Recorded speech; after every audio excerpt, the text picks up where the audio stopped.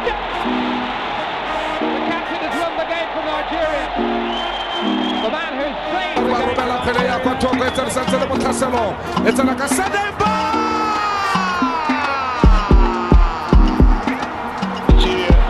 A little warning sends it to Victor Osimhen.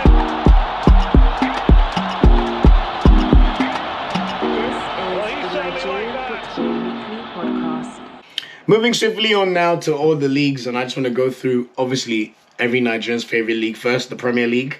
So the Premier League kicks off on Friday with my beloved Arsenal playing Brentford away. So it's Brentford's first ever season in the top flight of England and the Premier League.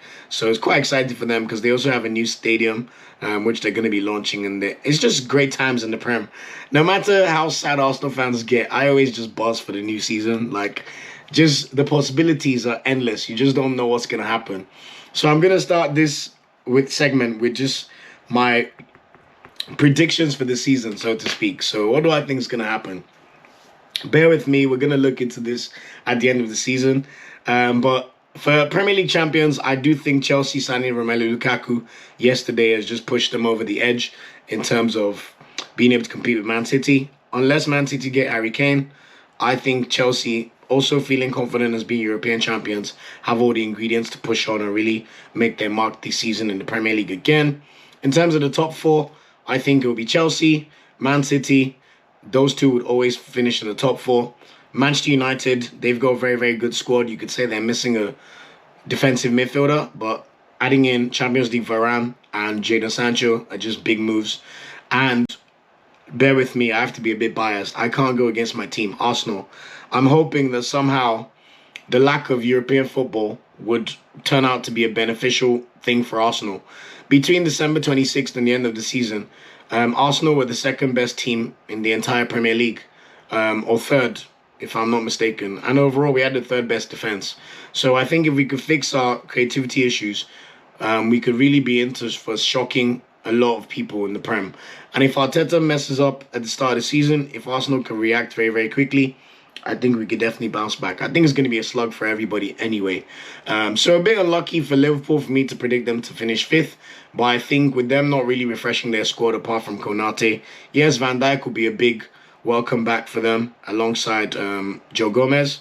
But I just think with Bobby Firmino up front, they need to sort that out, man. Although we know Mo Salah will still be a usual killer as we expect.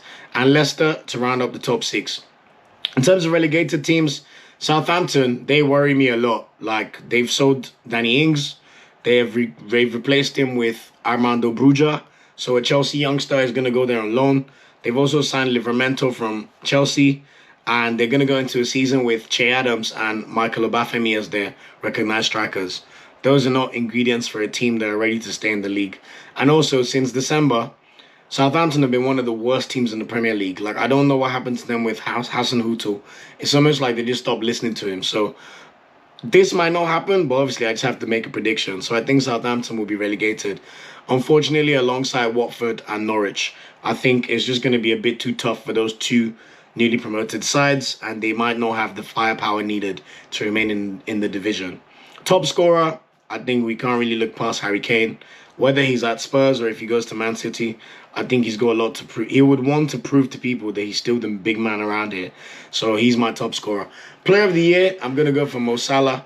I think Mo Salah gets a lot of disrespect in terms of Premier League circles when you consider just how amazing he's been in the 4 seasons he's played in England for Liverpool. And I think it's time for him to get the big accolades like he did in his first season. So Mo Salah is my predicted player of the year. In terms of quick team of the season, I think Ederson will be in there. I think Luke Shaw will be in there. He's looked amazing for the past year and a half. Trent Alexander-Arnold, he's got a lot to prove, and he's been fresh over the summer. So I think he's going to have a monster season. Champions League Varane and Ruben Diaz for me in centre-back. Kante, he's going to be in the team of the season for sure. Kevin De Bruyne, I mean, even when he had a bit of a underwhelming season like last season, they still voted him player of the year. So that tells you the kind of regard that he's looked at by his fellow professionals. So I expect him to be in that team of the season. Kai Havertz, I expect him to push on in a Chelsea shirt. There's no confidence. I mean, imagine the confidence booster from being the player who wins the Champions League for your club. So I expect him to now be much more settled and to have a stellar season. Mohamed Salah, as I mentioned, player of the year. and Harry Kane, top scorer. They're definitely going to be in there. And this is another left field pick for me. But just watch. I think Nicolas Pepe is going to be in the team of the season, guys. Just watch. If Arteta could just continue playing him and not give Willian minutes. Pepe, he's a lot more settled now. You see the way it ended last season. I think he's going to shock a lot of people over the course of this season. So those are my Premier League predictions for the season. We'll visit this when the season ends, of course. Thanks for watching this video. Please like, share, subscribe, and click the bell to get a notification whenever we drop a video. You can also find our social media channels listed below. And of course, up Super Eagles and Nigeriano the ever carry last.